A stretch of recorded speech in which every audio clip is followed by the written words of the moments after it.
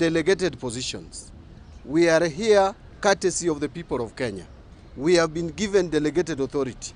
If it were possible, all Kenyans would be at the National Treasury signing documents and approving budgets or preparing budgets. But because it is not possible, a few of us would be privileged enough, courtesy of the people of Kenya, to sit in those offices. When we sit in those offices, therefore, duty calls on us to be accountable to the people of Kenya. Remember last year, we went through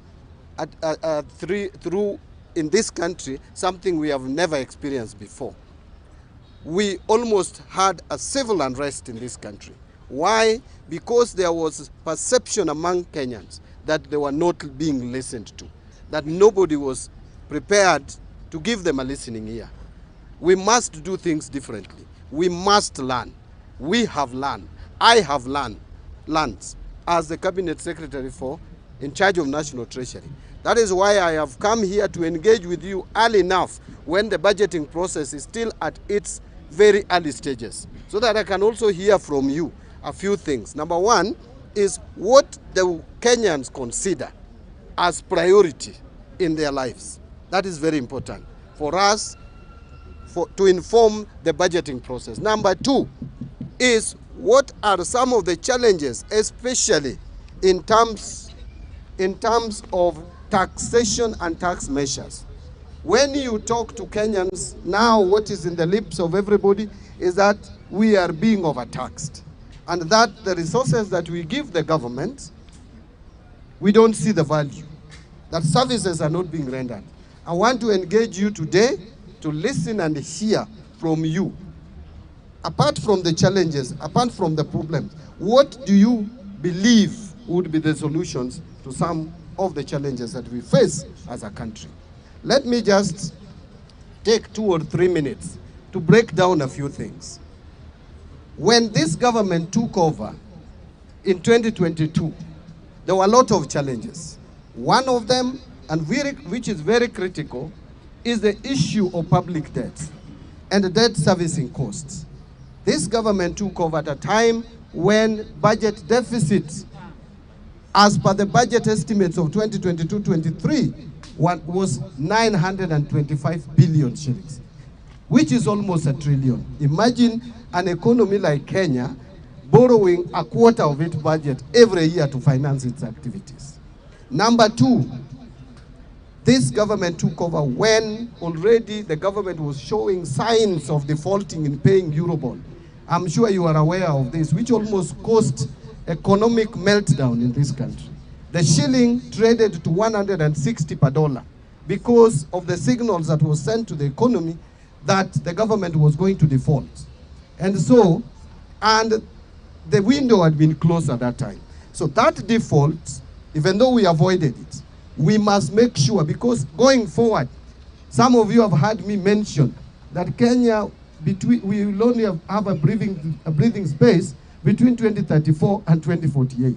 Why do I say so? Because in 2027, there is going to be a Eurobond of 900 million to be paid in May, on May 22nd. That is the deadline.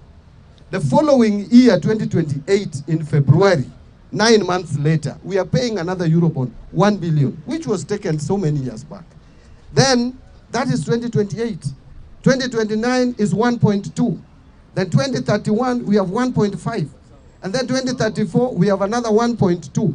So the only time that we don't have Eurobond to repay is between 2034 and 2048. As a country, if we are responsible in managing our finances, we cannot wait until 2027 to be able to retire or pay some of these debts. If we do so, it will send a wrong signal to the economy, and we will be back to where we were early last year. Let me mention the second thing. The second thing is, where are we now? Are we doing okay? The answer is no. We are not doing okay, but we are better than yesterday. Why do I say we are better than yesterday? There is this rating that has come out from the Moody's. Some people think ni mushene. This is not mushene. This is factual. But how was this informed? The credit rating is all about the ability of a country to repay its debts. And that can only be assessed from certain parameters, from certain fundamentals. The key fundamental is inflation rate. Our inflation rate has showed signs of coming down. It was 9.6 in October 2022. The prices were increasing. That is what we call inflation. The prices were increasing at the rate of 9.6%. That has come down now to 3.3%. That has given a good indicator to the market. The second one, and I want to move very quickly. The second one is, how does government borrow?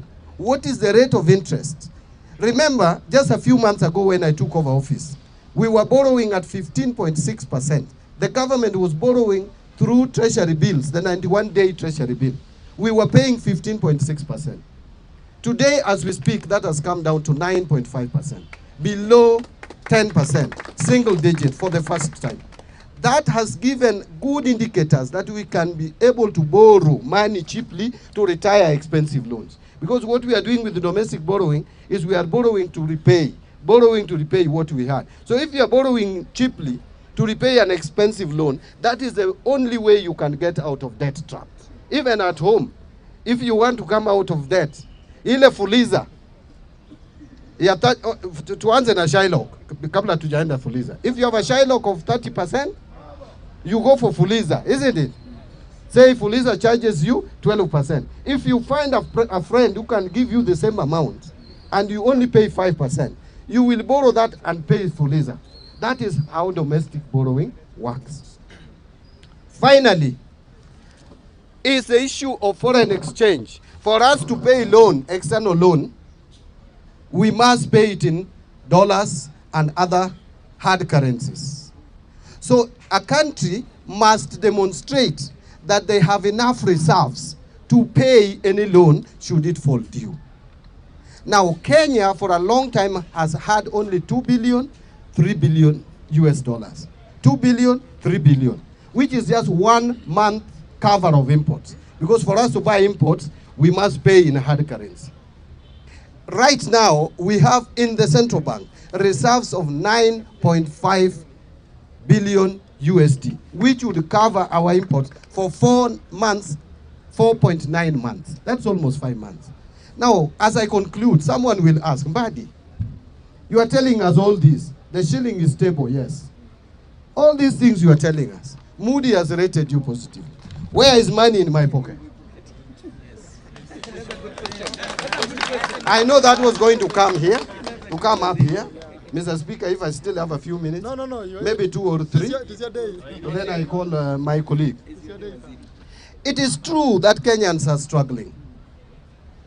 It is true that economic times are difficult. Even though this government has done something positive in the area of agriculture by encouraging production. Today, we are producing 61 million bags of maize. That is what we produced in 2023, up from 30 million bags a year before.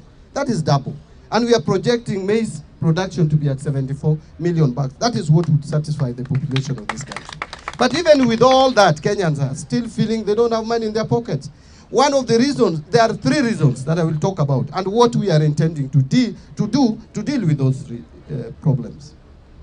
Problem number 1 is the simple reason that because banks have not been able to give money to the private sector cheaply, private sector has not been borrowing money from the banks to expand their businesses, to create job opportunities. So many of our youth, that is why we have now today 3.4 million Kenyans who are supposed to be working are not working. This is because businesses are not expanding. The government has been borrowing money expensively, and therefore banks also loan money to private sector even more expensively. You have started seeing banks lowering interest rates because of the deliberate efforts taken by government to reduce government borrowing and reduce interest rates so that private sector can borrow money, create job opportunities for many of you. You see, you may be earning the same salary, 100,000. But if your sister is unemployed, your brother is unemployed, they will all depend on your 100 shillings. You will not see money in your pocket. The money may not have disappeared from your pocket. It's still there. It is still the same 100. But the mouth it is feeding is a lot. Therefore, we must make sure that we create space for employment for more people so that we have more income. Number 2 is the issue of salaries. We brought SHA, we brought housing levy. Is that not correct? It shrunk your pay slips. But there are efforts that we are making to make sure that you don't earn too low before the introduction of SHA and before the introduction of housing levy.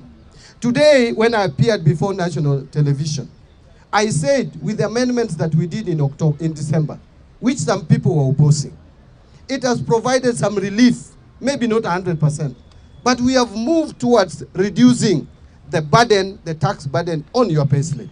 So when you are told that there is no effort, it is not true. How I wish some of you could just take a calculator and calculate if you are earning 100,000 shillings. Before the amendments that we brought to Parliament, that 100,000 shillings, 4.25% was going to SHA and housing levy, which is 4,250.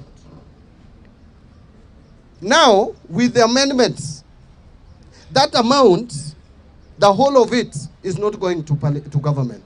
Because even if you earned that money, 30% was going to be taxed anyway.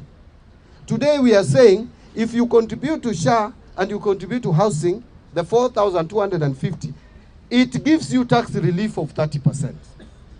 So what you are actually effectively paying is 70% of 4,250, which is 2,975.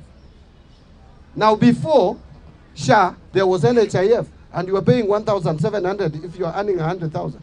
So if you remove that from 2,975, you remove 1,700, you remain with 1,275. So someone who is earning 100,000, the only amount you are losing now, which you are not losing before this administration came to power, is 1,275. I am not saying that that is not money. It is. But it is not as big as some people are trying to portray. Because of the amendments we brought, we also brought amendments that if now you retire or you are laid off and you are given your gratuity, it should not be taxed. Now you take your money and go home. Pension is now not taxable. Even if you retire, so long as you retire procedurally, money that you contribute to the health insurance scheme, post-retirement scheme, is also now giving you relief. So there are so many things we are trying to do, and we will do more. Finally, the other reason why Kenyans are complaining is because you supply goods to government and they are not paid. What is called the pending bills. We subjected the pending bills, and this is not the first time we have subjected pending bills in this country to a committee. We have always created committees. For me and the government, we have decided that this time we are going to act on the pending bills that will be certified by that pending bills committee.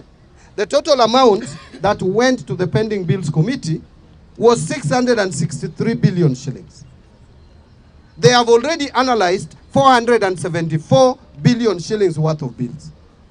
Out of that, they have approved for payment 206 million worth of pending, billion one of pending bills.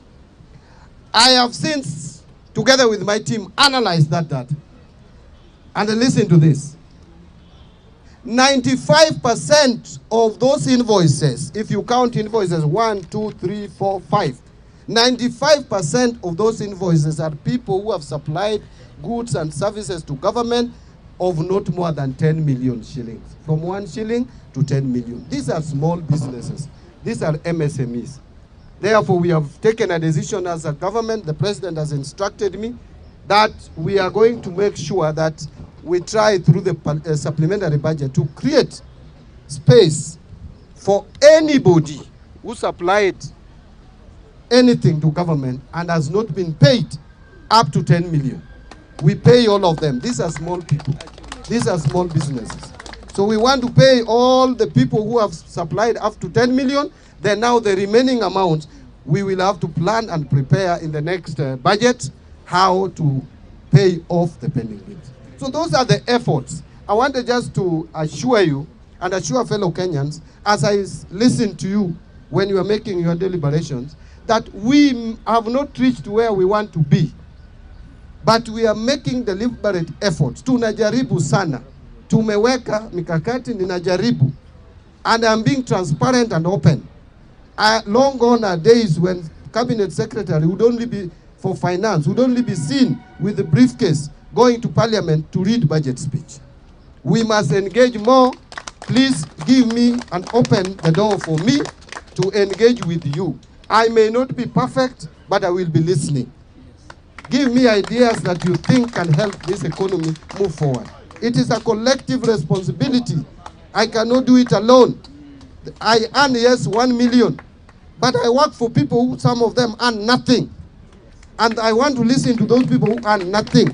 Let me tell you, this country has challenges. Recently, I was in Tana River.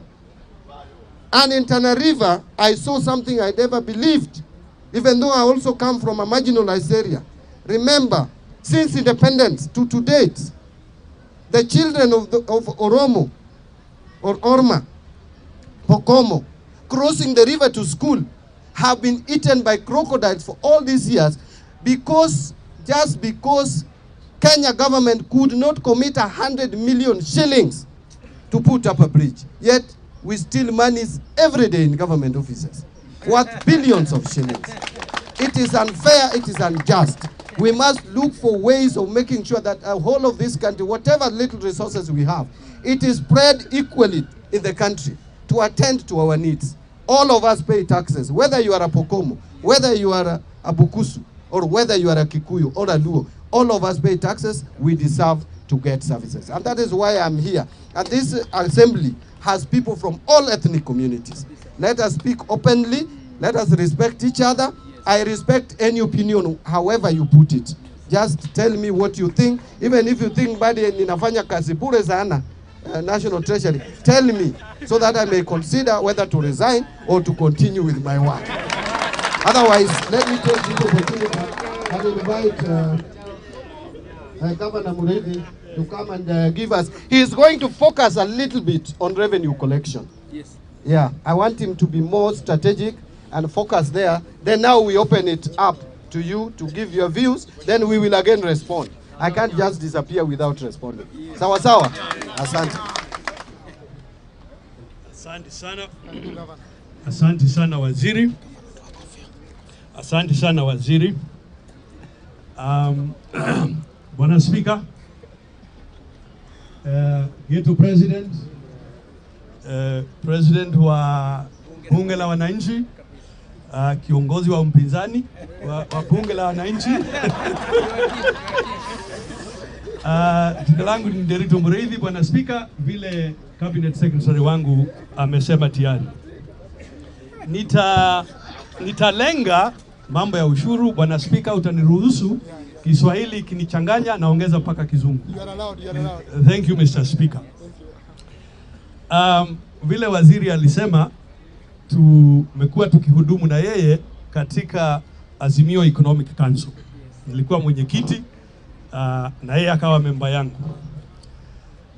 Vile mambo yakaendelea, yeye akakuwa waziri wa fedha, sio? Nafikiria wados wakamuuliza nani anaelewa mambo ya revenue.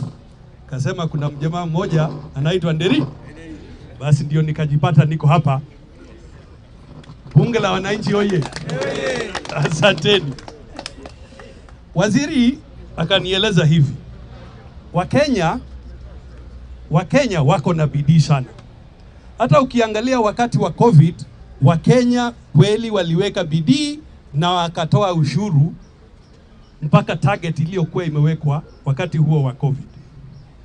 Akanieleza Wakenya wanaweka bidii. Hata wakati unaona tunakorogana, unaona bado Wakenya ni watiifu, wanafanya juhudi, responsibility yao. Kwa mfano ukiangalia hata hii huduma namba, utaona okay, tulikuwa tu vuta ni kuvute kidogo, lakini takriban Wakenya milioni 35 wakajiwasilisha. Ukaona hata hii mambo ya health insurance ambaye kidogo tena tukawa navuta ni kuvute, utakuta pia takriban wa Kenya milioni 18.8 wamejiwasilisha.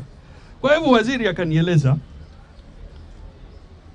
nataka uone kwamba wa Kenya, niseme kwa kimombo kidogo, Kenyans, the vast majority of Kenyans pay tax or comply voluntarily. Sio lazima ati hata uwakumbushe, they do it voluntarily.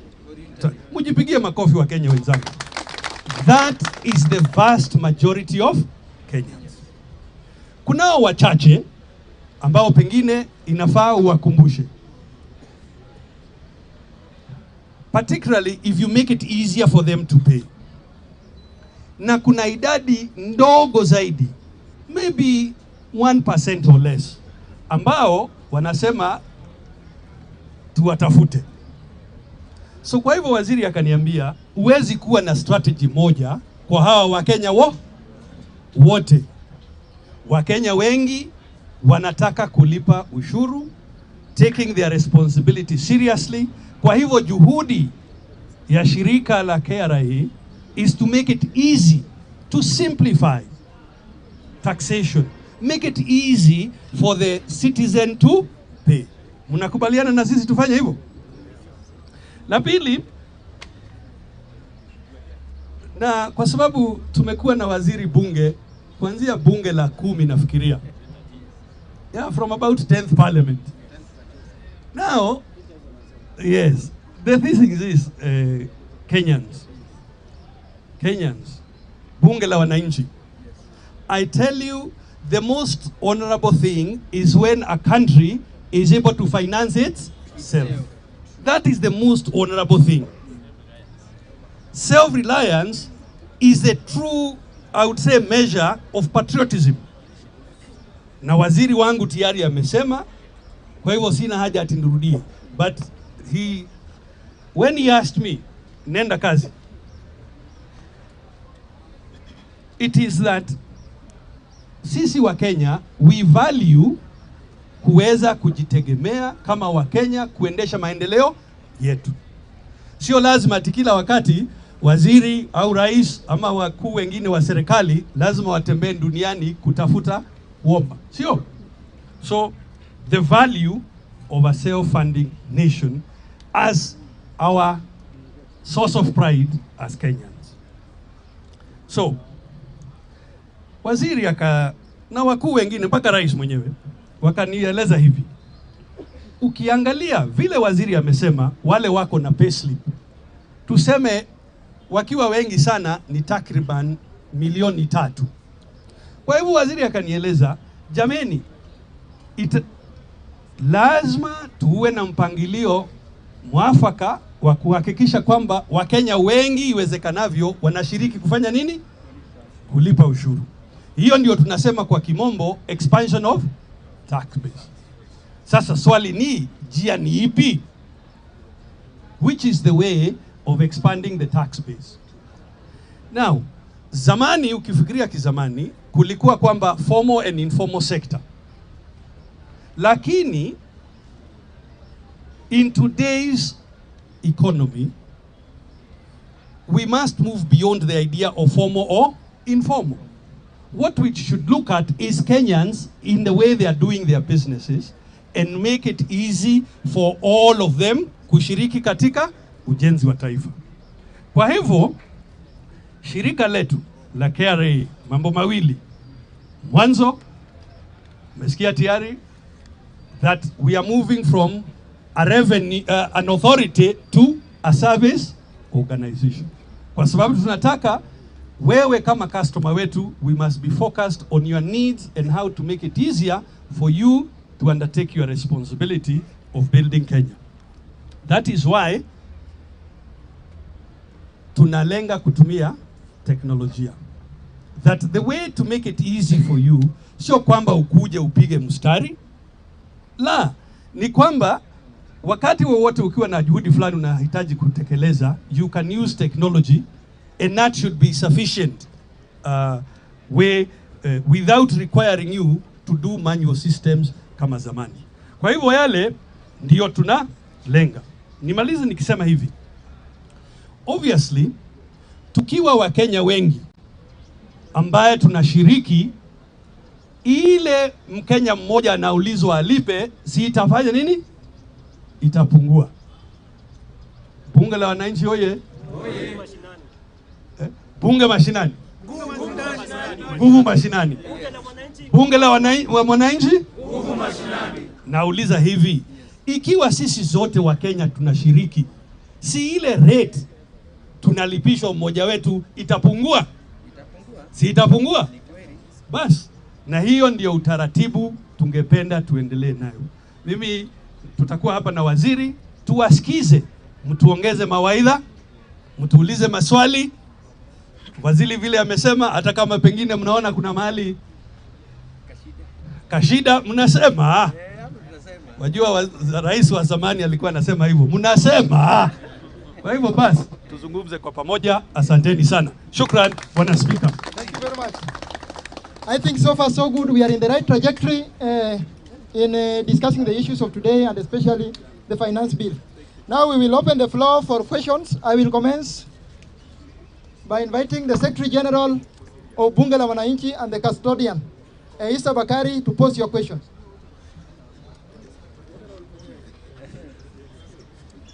Thank you, Mr. Speaker. Mimi ningependa kuuliza Bwana Waziri, as far as public participation is concerned, tungependa kujua ni mikakati gani ambapo mumeweka so that the common mwananchi hapa chini yeye pia anaweza kuwa na usemi na decision making ambao mnafanya pale juu. Thank you very much, Secretary General. Now may I get one from the opposition leader, Bunge la Wananchi National. Bunge power.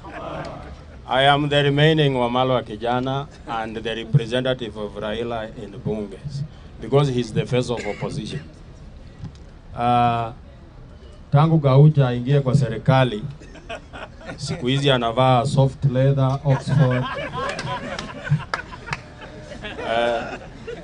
Waziri, umesema hapa kuhusu things like austerity measures, kupunguza expenditure ya serikali ndo at least watu wapate nafuu.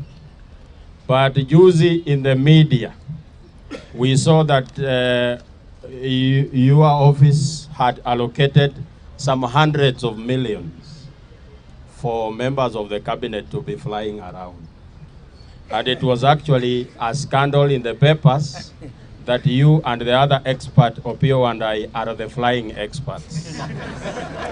So that's a question number one. Question number two, Mr. Speaker, I am really concerned about the well-being of our pay slips as the working class, because the rumor has it that the NSSF will go up and the VAT and so forth.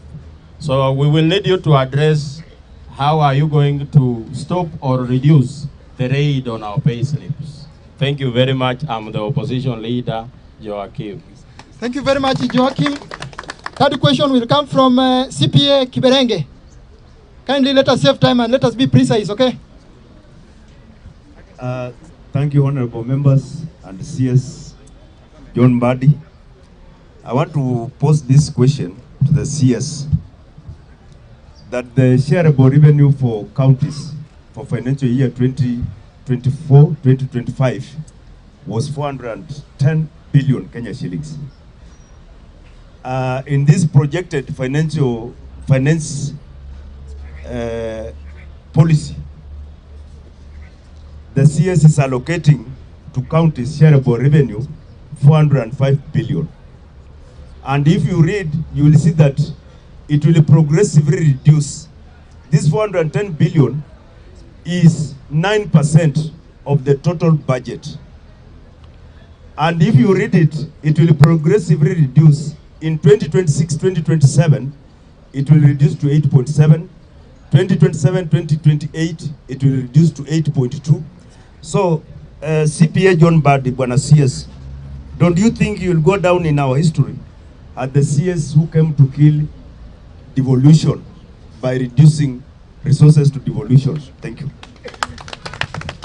Thank you very much, CPA Kiberenge. Is Mike around? Mike? Voice of trained members of Bunge la Wananchi? Chairperson, Mike? Just be there. Just be there. Okay. Let us save time, kindly. Okay, asante sana Bunge la Wananchi na ofisi ya Ministry of Finance wana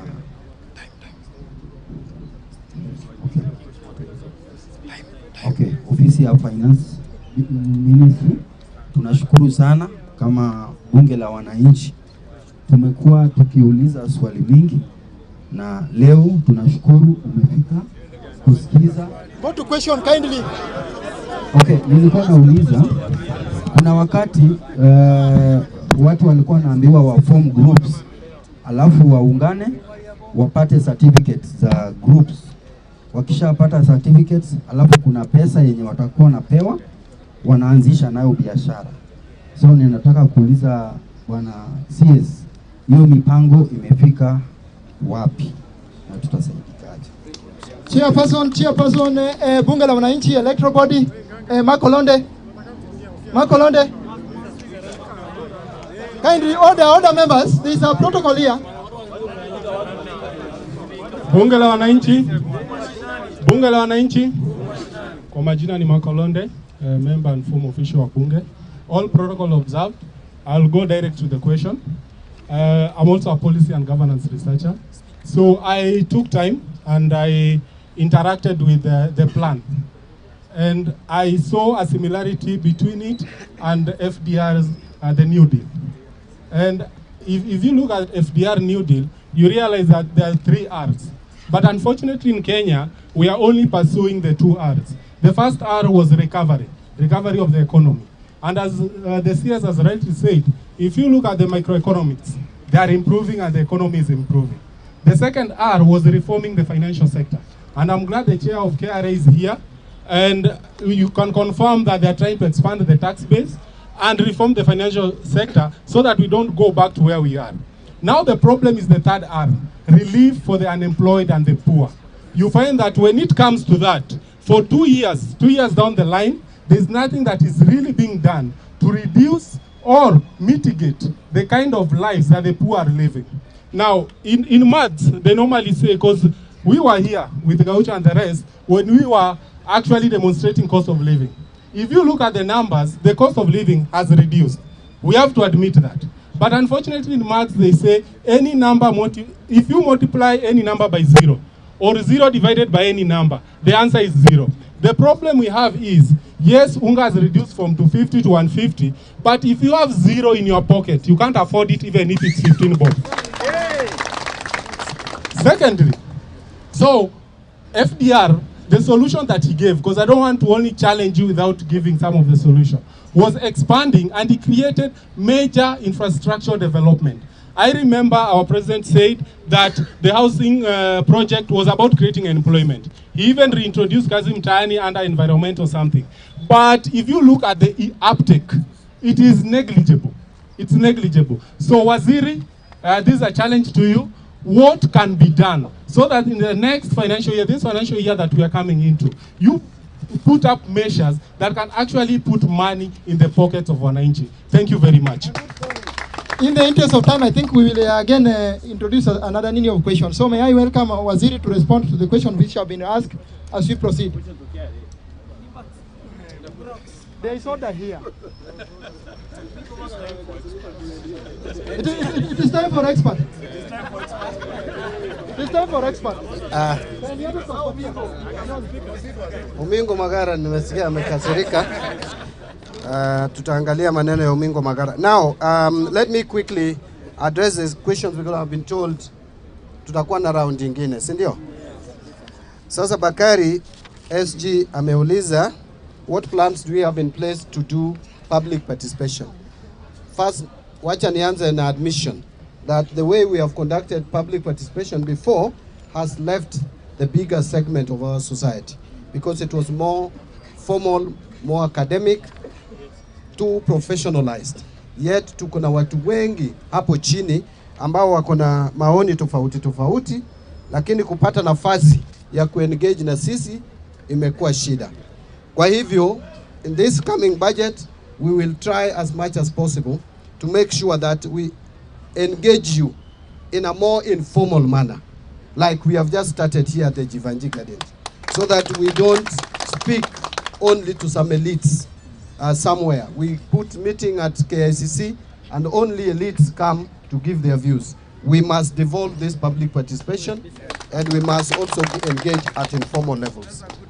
Now, opposition leader has asked me that there were austerity measures that we are putting in place, and then they have seen choppers. To be honest, we have not adjusted any money for public transport upwards, nothing. The issue that I saw in the media was that there was an advertisement for chopper services. You can advertise for any service in government. That does not mean you are taking that service. Because for any government service, it must be competitively tendered for. Now, on the issue of choppers, let me be candid. You know, there are also some politics that we play at our own levels. Don't think everybody loves Mbadi. Not everybody loves me. And that is the nature of politics. I have used chopper before on three occasions to government functions. Number one, I have just talked to you about going to Tana River. I left Nairobi after meeting at the State House to go to Tana River and back. I don't know whether I would have made it using my car. I wouldn't have. So I had to go to Tana River and really see for myself. As I said, long gone are days when Cabinet Secretary in charge of National Treasury would be on 14th floor from January 1st to December 31st without engaging with wananchi.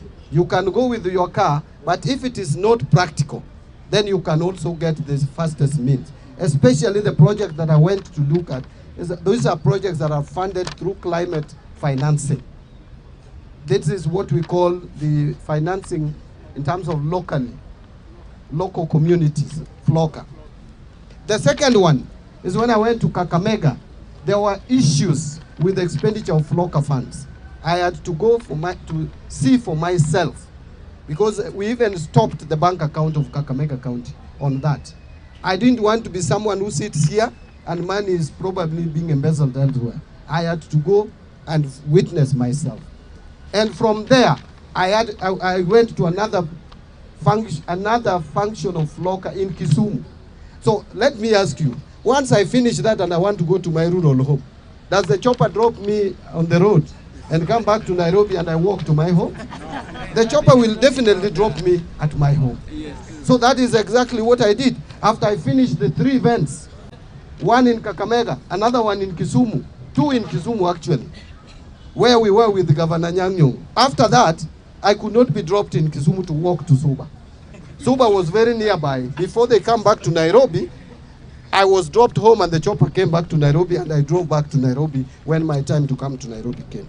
The last one was the issue of tree planting, and also to go and launch electricity projects together with Wandai.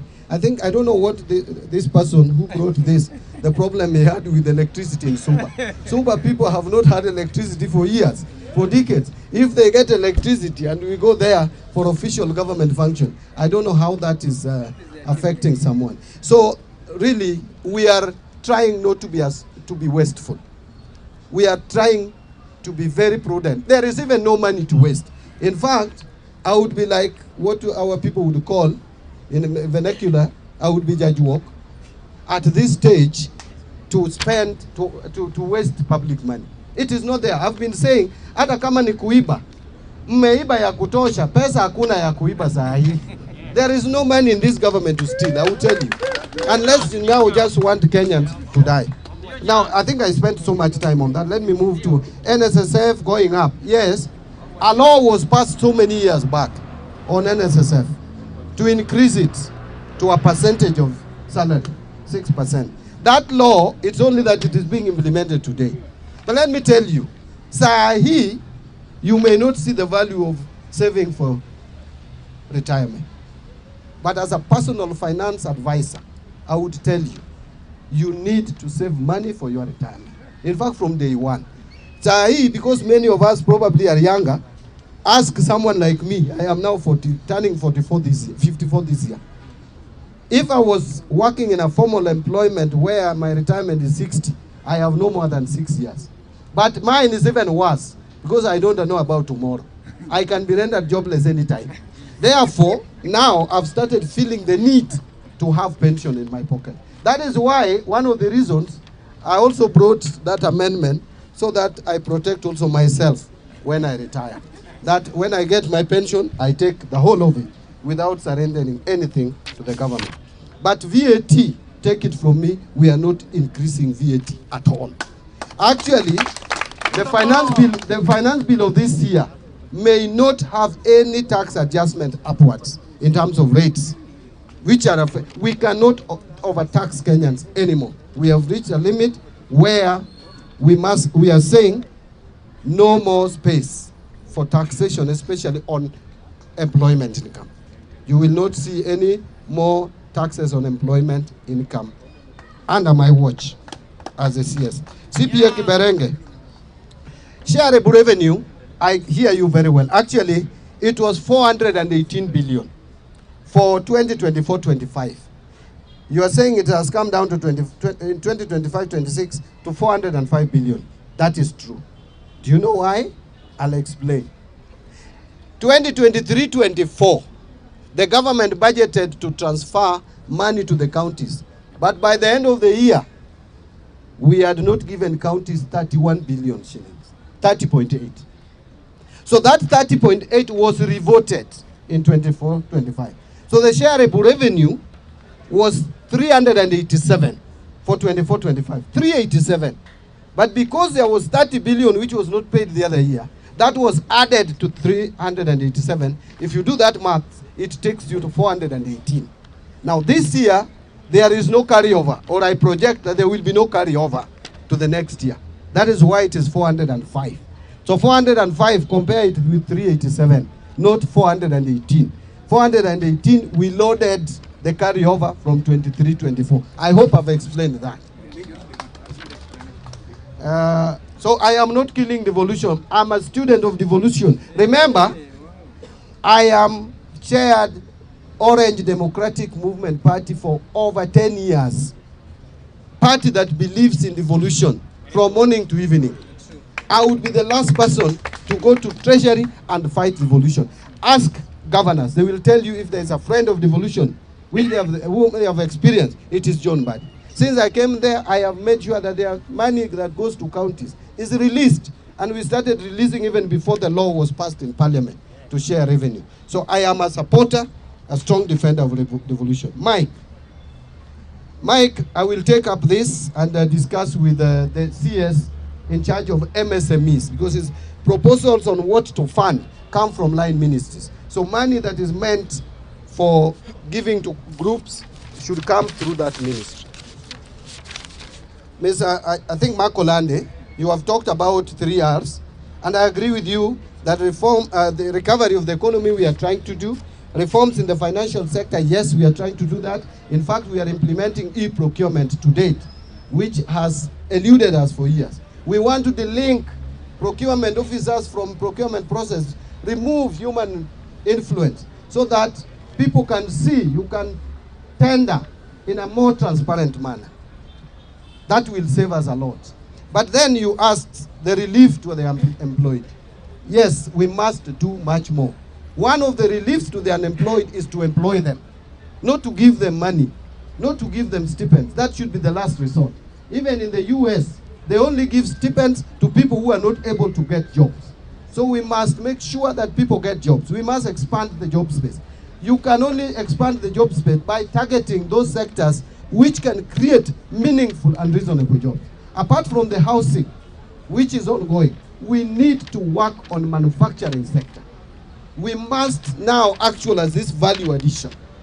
The agriculture sector, the leather industry, the apparel that industry, we have the tea sector, we have coffee sector, all these sectors, and we must make them appealing to the younger generation, the Gen Zs. You know, Gen Zs will not go to the garden the traditional way, to the shambas the way we used to.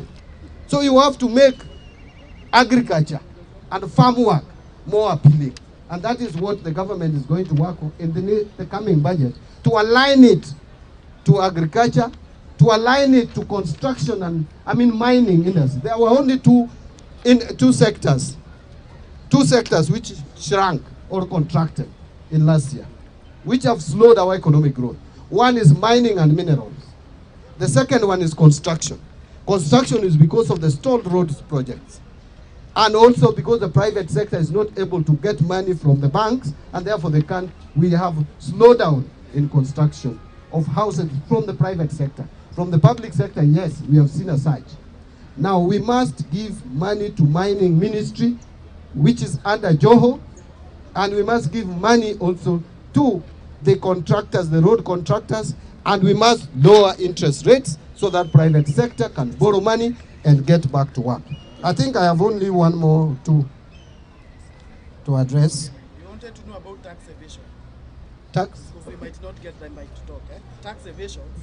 We understand there are families that have evaded tax since Kenya was created. We want to know what you are doing about it. Without targeting specific families, because that will really political. Yes, that will be political. I don't want to get there, but I will tell you, Kenyans, a lot of Kenyans, and very rich ones, are evading taxes. Yes. You know, and the doctors will forgive me. Let me tell you, even some of the doctors who treat us, they look at your mouth like this, whether your teeth is well arranged, and you pay thousands. Do you know personal income tax coming from such people is the lowest? Arrest them. Is the lowest. But again, it is shouting arrest. But if you mechanize, if you militarize tax collection, you will not realize your objective. So what we are saying is the starting point is to have a system. And the chairman is here. They are developing a system how to see. In fact, I've been saying we will be seeing you wherever you are. We see you, then we call you for a conversation. Yeah. We have already seen you. You are not paying some taxes. Can you tell us the plan how you have with us to pay it? But I would agree with you. There is a lot of tax evasion in this country, and people should be paying taxes. It may be some families, some other families, and other families, and other families. And if we are honest with ourselves, some of us come from families where they own rental houses. Rental income is the most abused. Only 17% of what we should collect, we are collecting. So some of you, including myself, who have rental income, please do soul searching. Do soul searching. After hizo mabati houses, you have do soul searching. Are you paying us? Are you paying us the tax? You know how much should be taxed, isn't it? Two quick ones. If you have zero money in your pocket, then you can buy. I think I was just responding to. It's the same thing that I responded to. And it was asking what to do to put money. To put money in people's pockets is we must manage this economy, to expand it, to create jobs. That is the starting point. The moment we create jobs, we will put money in people's pockets. This idea of having a few of us and then black tax too much is not very healthy. That's why everybody is complaining. You know, I am Mbadi. If I personally, I can feel the pressure, and I'm earning about $1 million, and I feel the pressure. That is before tax. Usifikiri hiyo ninabeba. Si baby, hata mimi I'm crying over housing levy, SHA, but my cry is lesser compared to you, because you a shilling for you